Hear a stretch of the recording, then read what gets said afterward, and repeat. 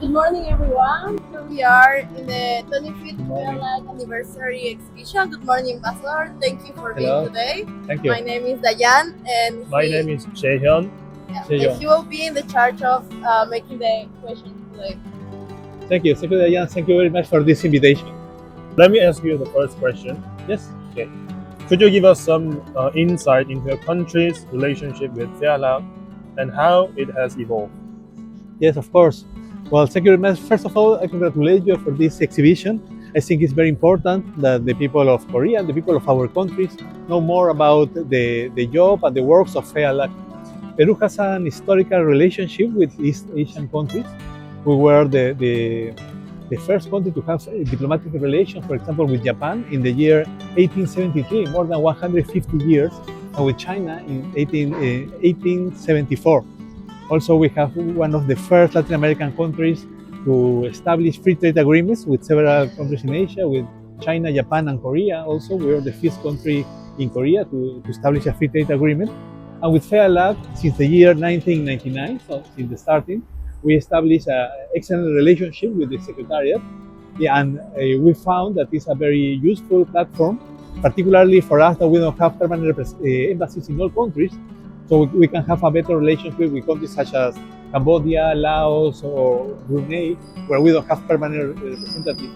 We find that Peru has a very strategic position to be closer to East Asia, so and with the Asian continent in general, to be a gateway to South America, to this part of the world. Thank you. And the next question. Yes. Could you discuss any specific areas of collaboration between your country and the nations of East Asia in recent years? Yes, Peru and Korea were chairing together the steering committee of the Fealac Multi-Donor Trust Fund. The objective of this forum that was established in Busan is to establish some projects of the nature of bi-regional projects. So Peru and Korea, we try to promote that these projects are not only presented by the Commission of Latin America, ECLAC, and the Economic and Social Commission for Asian Pacific, CISAP, but also to be expanded to the possibility to present projects by the proper donors, and including some banks in Latin America, such as the Development Bank of Latin America, the CAF, or the Inter-American Development Bank, the IDB. So we are in the process to expand this possibility, but also we changed some decisions. For example, before these funds have to be approved by consensus, but right now, because of our countries, they create the idea to be approved only by 2/3 majority. So these are some ideas that we have been introducing to this fund.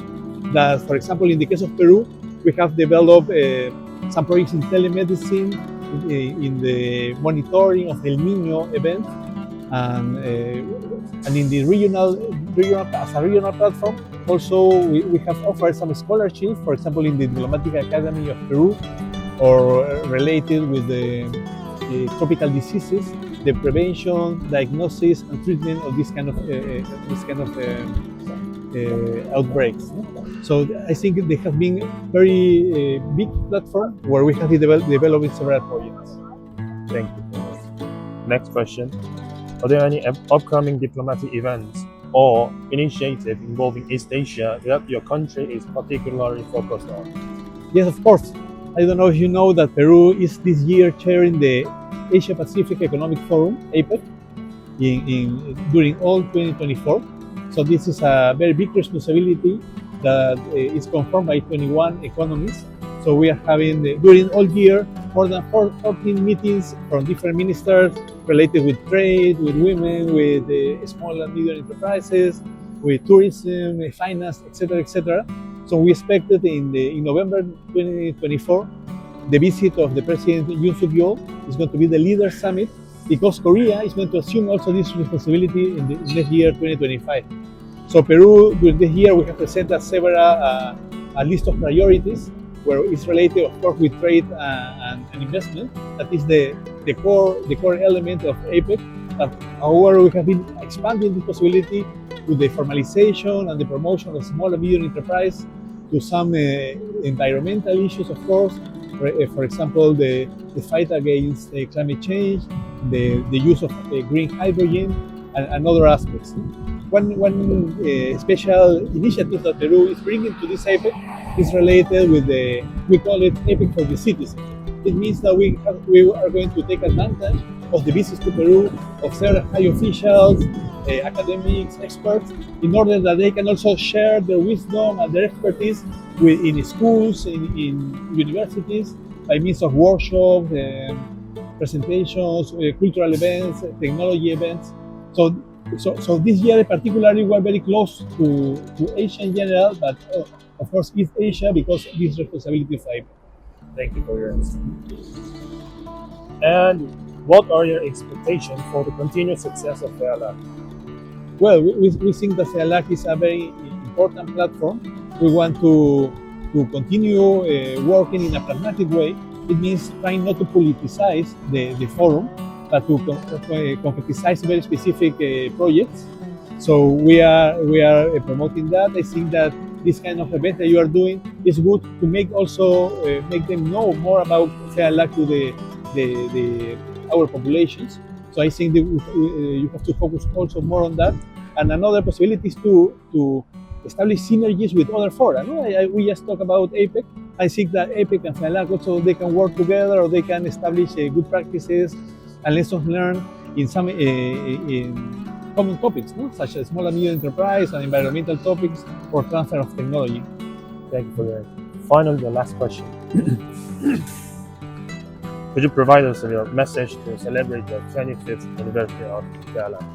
Yes, of course. I think the 25th anniversary is a perfect timing to reflect and to reflect about what Fealac has done during all this time and the achievement that it has reached.